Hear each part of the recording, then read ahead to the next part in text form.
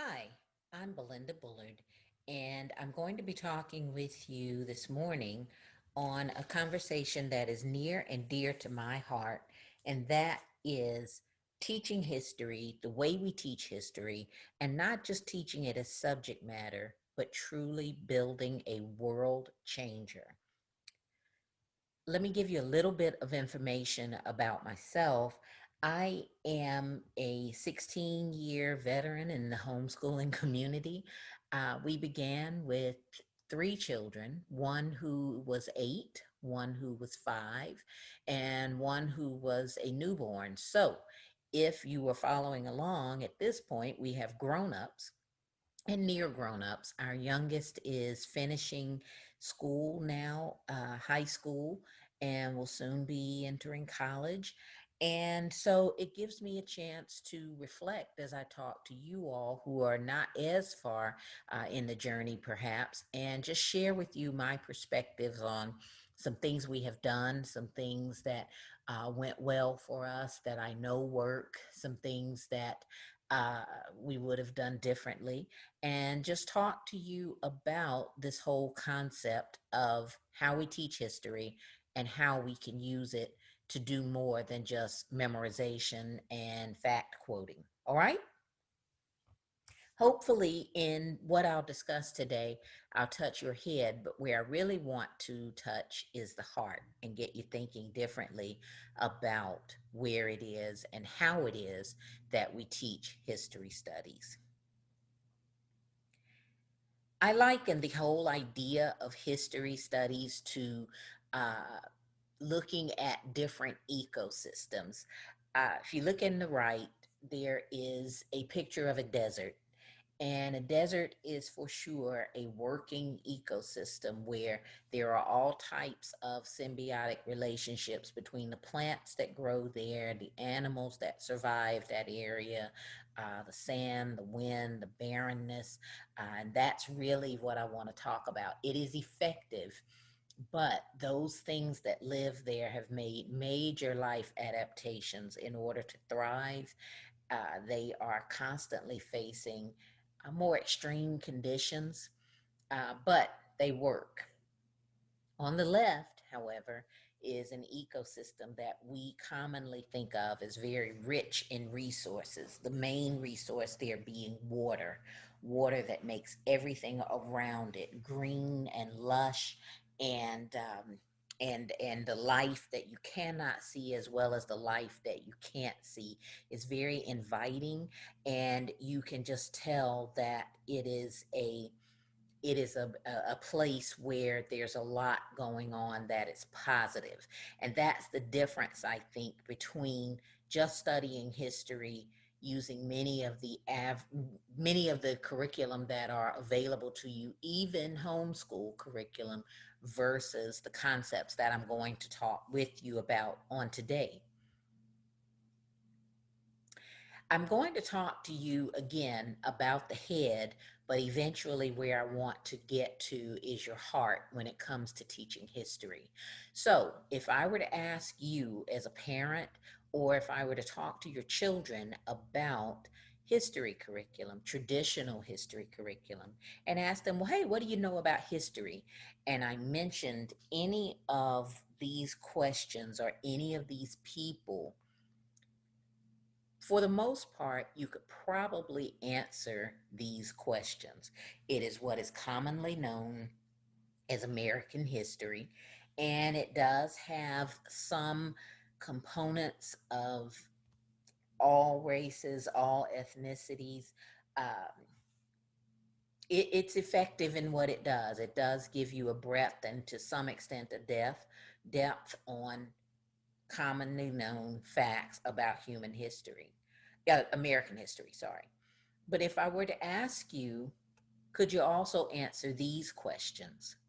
We might find that you're a little more pressed to meet these people or to figure out what was their significance or to truly understand what it is that they contributed and why their contribution is not mentioned. And so, what we're talking about today is really expanding your knowledge and understanding why that's important.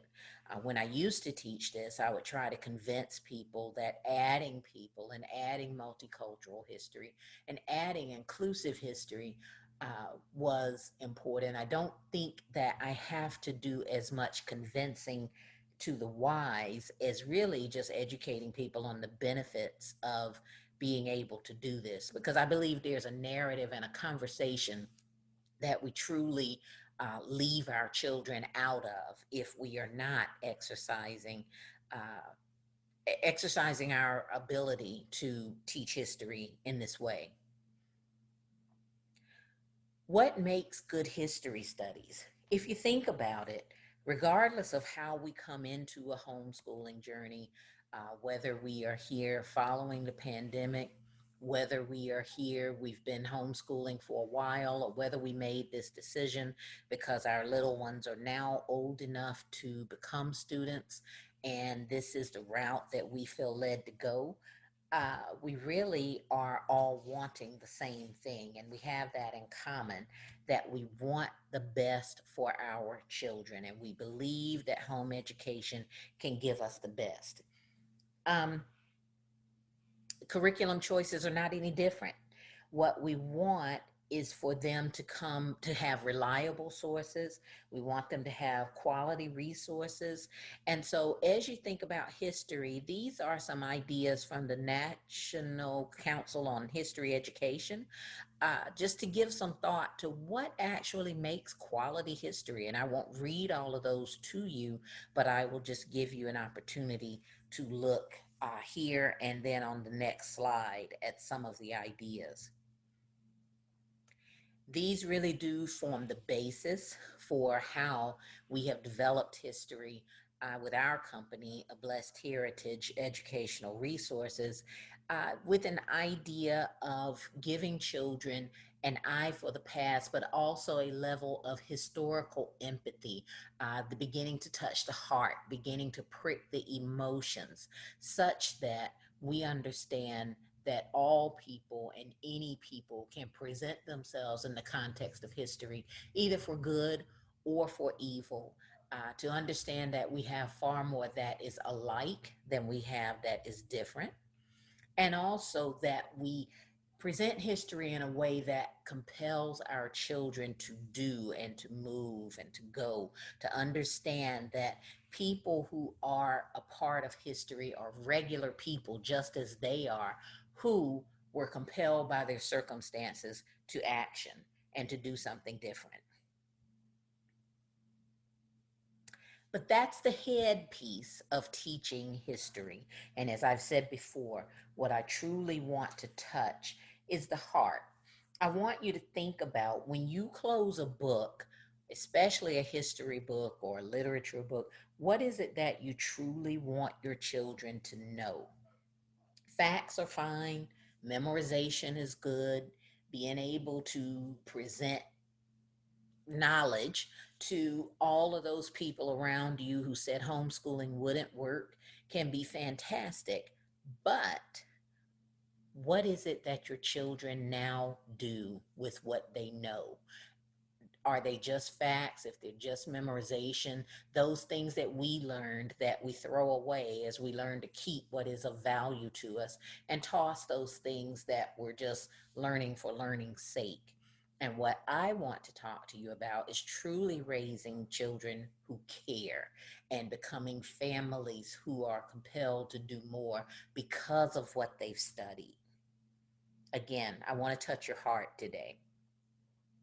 So, politically, outside of just the academic perspective, what is it that a good history study will do?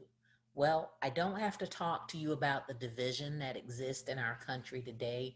I don't have to talk to you about the polarization. I don't have to talk to you about major issues that are going on currently. But where I see history as fitting in, and this is critical in how we work with our children, is that much of where we are today is based upon where we were historically.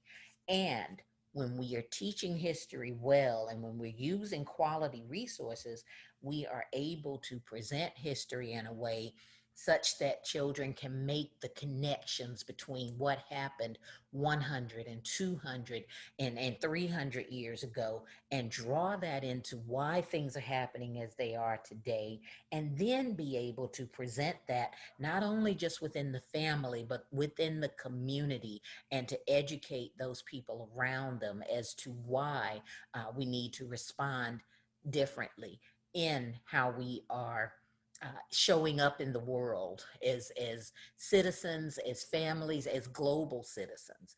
And I believe good history studies give us the opportunity to do that. They promote us to active citizenship. And again, they give us that knowledge piece, but it is knowledge that then accompanies action, and action with intelligence. I also want to talk to you about what a good history study can do for you socially. And I'll use myself as an example. When I was a freshman in high school, I took a Spanish class and I loved it and I performed well in it. But I decided as a sophomore, entering my sophomore year, when it was time to pick new classes, that I was never going to need a foreign language. And so I decided at that time to not take my second year of Spanish. And so it's a conversation, fast forwarding, that my husband and I have a lot. He is very much closer to being bilingual than I am.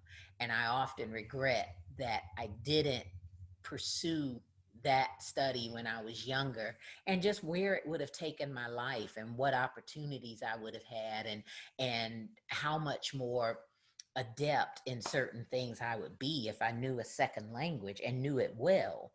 And keep in mind that I'm old enough that this was a time when, one, there wasn't as much focus on foreign language. You certainly didn't have to take it. And two, I grew up in the South, not in Texas, where I live now, but it was a time when, even in terms of census taking and identification, we identified as either white boy, white girl, black boy, or black girl. If you were anything other than black, you were not given the choice except to stand up as a white boy or white girl. Yes, I am that old. And so, believe it or not, we really did not have much exposure to ethnicity or to people who were not in those four categories. I don't believe children today have that luxury. I don't believe they have the luxury of being that limited in their thinking about the world. The internet has made the world really small, and it will require of us, indeed, life will require of us, that we have a very different perspective and a very different sensitivity and awareness about cultures around us. And where does that come from?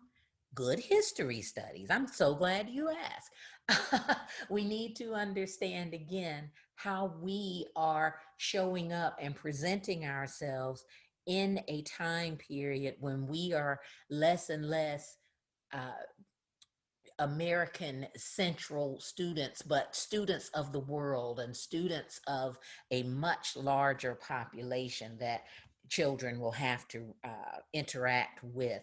And I believe that we can do that through teaching them, again, an awareness through historical studies, good historical studies.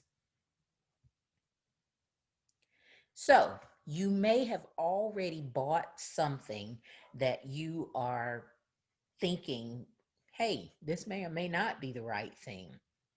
You may have fallen in love with another speaker that you've seen somewhere, and you really want to invest in something that they've put together.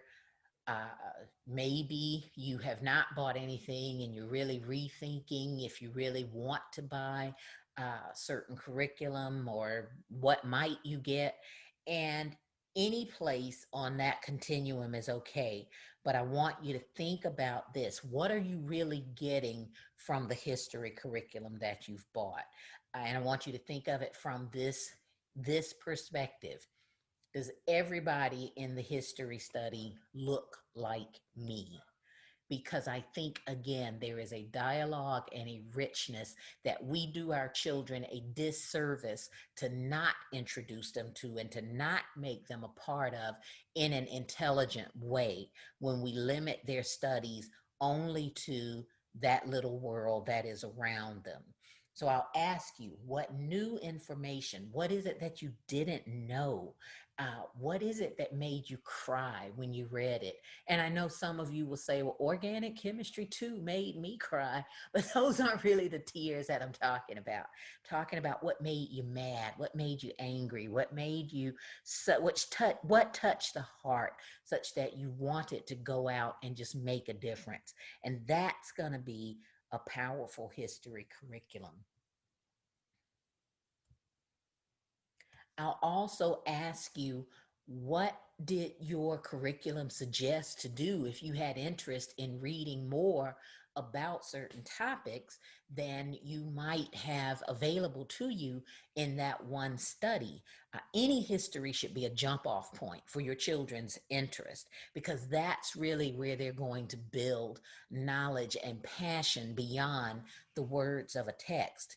And then I'll ask you, what conversations are you having based upon your history later? What is it that your kids continue to refer back to? What is it that they share with their grandparents and their aunts and uncles? And again, what is that education informally that happens weeks and months later because their hearts were so touched by something that they read? These are the indications that your children are really embracing history for something other than facts and memorization. And that's what we truly want out of any study that they apply themselves to. I want to speak specifically to the idea that there are bad places to begin or bad places that we cannot cover, because all of American history is not pretty. There are specifically issues at times, regardless of your race or ethnicity, with teaching slavery. Some will say, I don't teach it, it's too horrific. I don't want to teach hate. I don't want to teach evil. Whatever the reason may be, what I invite you to think about is the larger story of the African American, which is one of persistence and one of determination and one of resilience and one of overall striving to come from nothing and to move into the places and the spaces that we have moved into today and continue to move. And that's the way I teach history to our children. We do cover slavery, but we also talk about the pre-Columbian era when African traders would come into Mesoamerica, as an example. What is the larger story of America? It is, and it was, a novel idea to bring scores of people together from different places, different beliefs, different backgrounds, and to make a nation of those people. And that was a very novel idea when you compare it to any country or continent that's considered a part of the old world. As I say here, even the Native American crossed from the Bering Strait.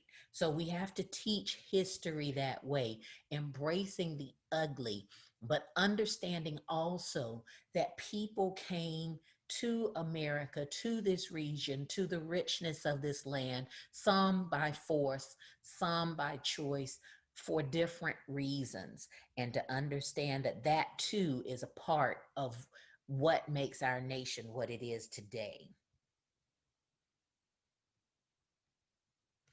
So, what is this concept that I'm talking to you about? What is it that, regardless of the curriculum you buy, what's going to instill in your children the opportunity to maybe look at being world changers in terms of what they know?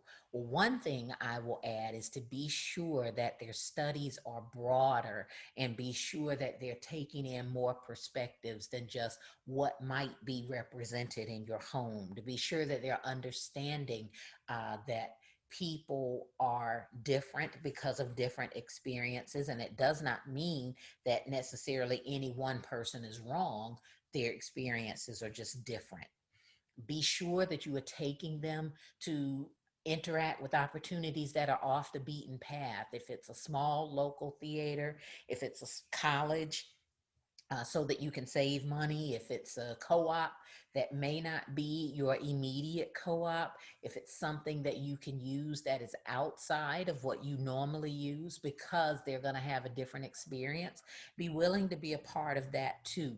Be open to the learning that comes from exposure to something that is not necessarily what you would normally be exposed to, and be willing to branch out and to do those things. All right?